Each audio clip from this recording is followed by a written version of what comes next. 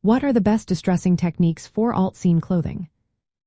Imagine turning a plain shirt into a piece that screams rebellion and individuality.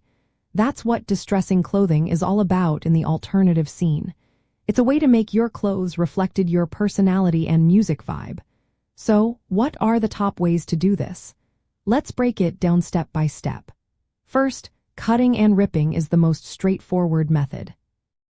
Grab a pair of scissors or a razor blade and carefully cut holes or tears in areas that naturally wear out, like knees, elbows, or the collar.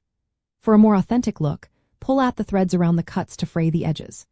Make the tears uneven or asymmetrical to keep that DIY raw feel. Next, sanding and abrading are great for softening fabric and creating a worn-in appearance.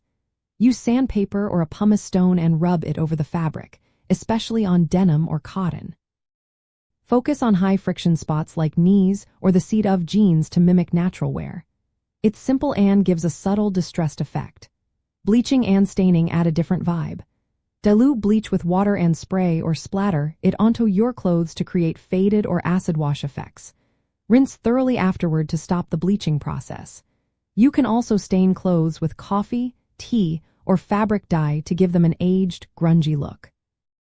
These color changes make your outfit stand out and look like it's been through a lot.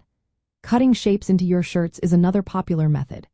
For example, cut out hearts or question marks and layer them over contrasting fabrics. Turning a t-shirt into a tank top by removing sleeves or cutting out the neckline adds to the scene style.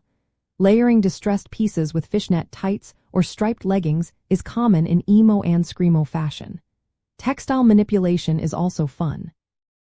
Add fishnet fabric underneath rips or layer multiple distressed fabrics for depth. You can even cut and tear stretchy tights to make DIY fishnet sleeves or shirts, which are classic in goth and emo looks. Redying clothes is another option. Use darker or muted dyes to unify your distressed pieces. Tie-dye or dip-dye with subdued colors fits well with alt aesthetics. Weathering clothes with dirt, ash, or paint creates a grungy, post-apocalyptic vibe. This is often used in costume design but works for everyday alt-scene fashion too. When distressing your clothes, start with thrifted or older items to avoid ruining new clothes. Always test techniques on small areas first.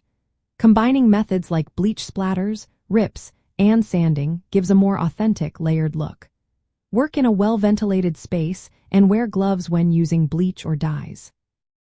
Remember, distressing is all about expressing yourself, so don't be afraid to experiment and create a style that truly represents your connection to the alt scene.